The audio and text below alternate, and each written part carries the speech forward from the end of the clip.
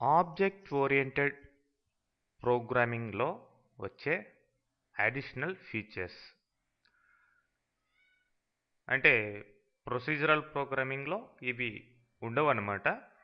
మరి ఊప్లో మాత్రమే ఈ ఫీచర్స్ ఉంటాయి.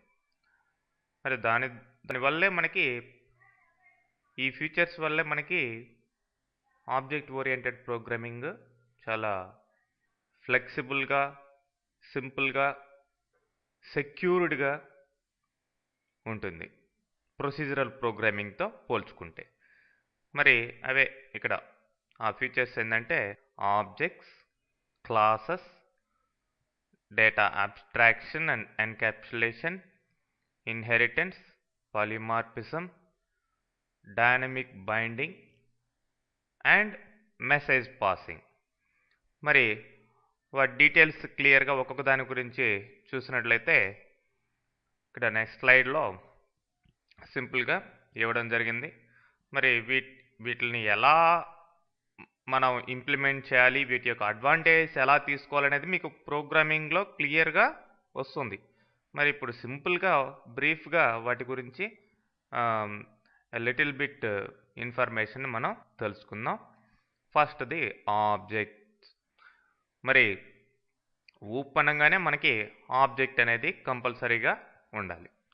మరి ఆబ్జెక్ట్ అంటే ఎనీ ఎంటిటీ, అంటే ఒక పర్సన్ గురించి కావచ్చు, ఒక ప్లేస్ గురించి కావచ్చు, ఒక ఐటమ్ గురించి కావచ్చు, దాని గురించి క్లియర్గా హ్యాండిల్ చేసే ఒక ఎంటిటీనే మనం ఆబ్జెక్ట్ అంటాం.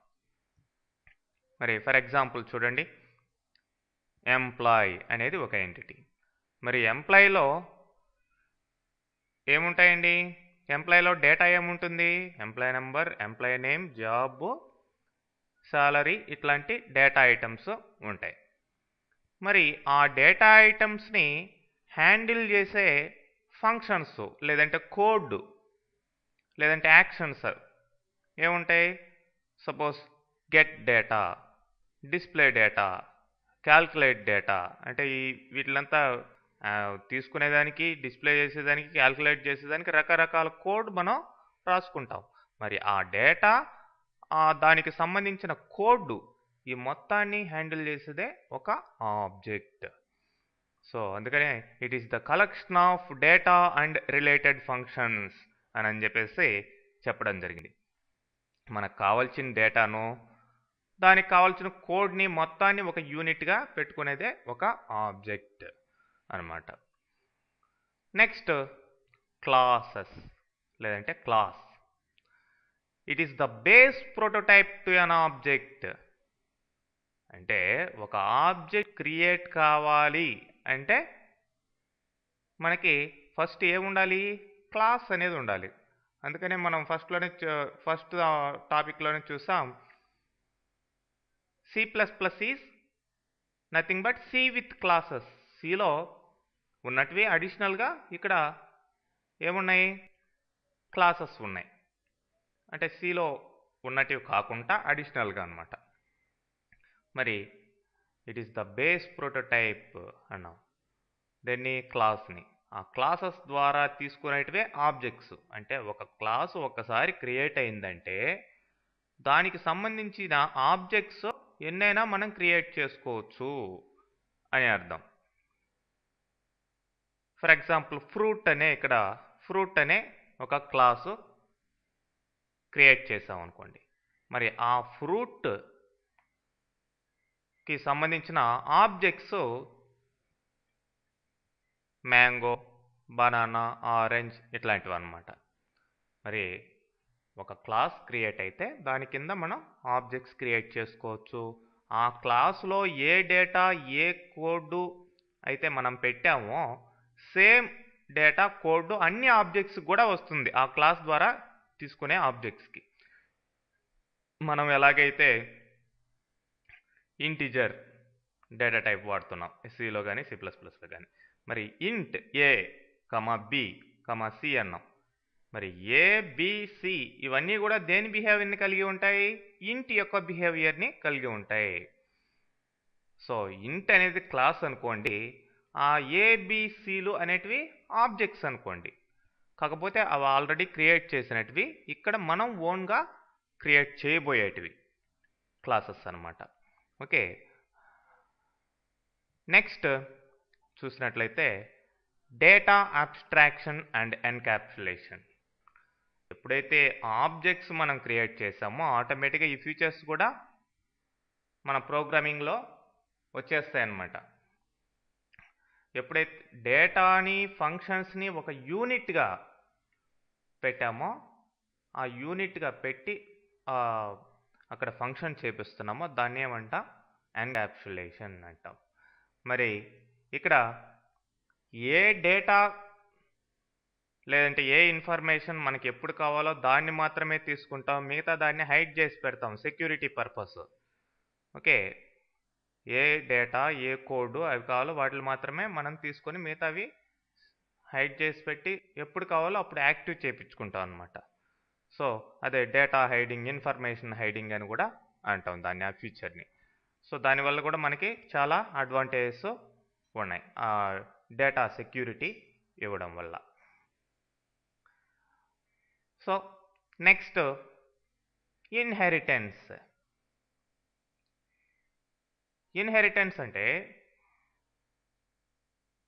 ఒక క్లాసులో ఉన్న, అంటే మనం ఒక ప్రోగ్రామ్ రాస్తున్నాం, ఆ ప్రోగ్రాంలో నెంబర్ ఆఫ్ క్లాసెస్ మనం క్రియేట్ చేస్తాం. ఒక్కొక్క దానికి ఒక క్లాస్, ఫర్ ఎగ్జాంపుల్ స్టూడెంట్స్ అనే క్లాసు, ఎంప్లాయ్ అనే క్లాసు, మార్క్స్ అనే క్లాసు, ఇలాంటివి క్రియేట్ చేసాం అనుకోండి, నెంబర్ ఆఫ్ క్లాసెస్.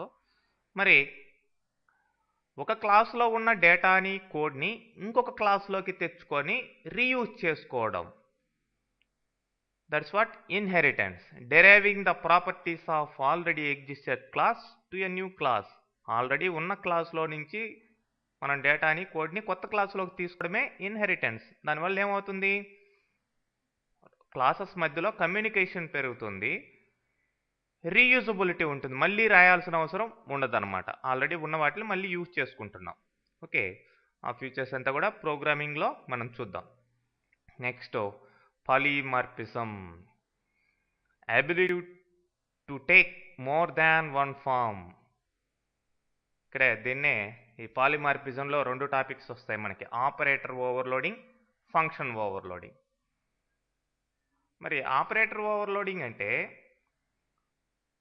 మనకు ఆల్రెడీ ఉన్న ఆపరేటర్స్, ఈ ప్లస్ మైనస్ ఇలాంటి ఆపరేటర్స్కి వాటి యొక్క యాక్చువల్ బిహేవియర్ని పక్కన పెట్టేసి మనం సొంతంగా మనం వాటికి కొత్త యాక్షన్ని ఇవ్వడమే ఆపరేటర్ ఓవర్లోడింగ్. మరి ఫంక్షన్ ఓవర్లోడింగ్ అంటే మనం ఒక ఫంక్షన్ రాస్తున్నాం, సపోజ్ డిస్పు ఇట్లాంటి ఫంక్షన్ రాస్తున్నాం, డిస్పు, గెట్, క్యాల్కులేట్ రాస్తున్నాం. మరి ఒక ఫంక్షను ఒక యాక్షన్ కాకుండా డిఫరెంట్ యాక్షన్స్ తీసుకోగలిగితే మన అవసరాన్ని బట్టి డిఫరెంట్ ఫామ్స్లో దానికి కోడ్ ఇచ్చున్నట్లయితే దాన్నే ఫంక్షన్ ఓవర్లోడింగ్. అంటే ఒకే పేరు గల ఫంక్షన్కి రకరకాల కోడ్లు మనం అసైన్ చేయడం, ఏ కోడ్ ఎప్పుడు కావాలో దాన్ని వాడుకోవడం, అది పాలిమార్ఫిజం. మరి డైనమిక్ బైండింగ్ లేదంటే లేట్ బైండింగ్ అని కూడా అంటాం. మరి ఈ డైనమిక్ అంటే రన్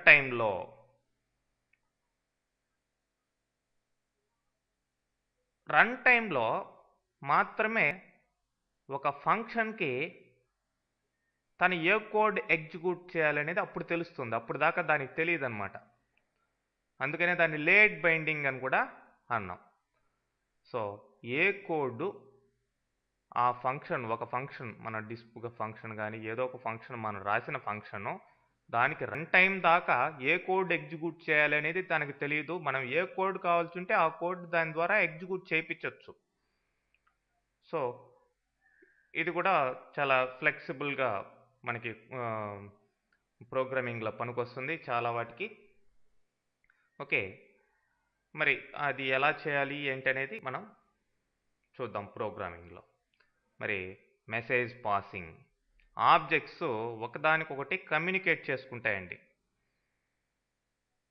కమ్యూనికేట్ చేసుకొని డేటా కానీ ఇన్ఫర్మేషన్ కానీ పాస్ చేసుకుంటాయి. అది డిఫరెంట్ వేస్లో కమ్యూనికేషన్ అనేది ఉంటుంది, డిఫరెంట్ టెక్నిక్స్ ఉన్నాయి. ఓకే, మరి ఇవి ఆబ్జెక్ట్ ఓరియంటెడ్ ప్రోగ్రామింగ్ యొక్క ఫీచర్స్, యునిక్ ఫీచర్స్ అన్నమాట.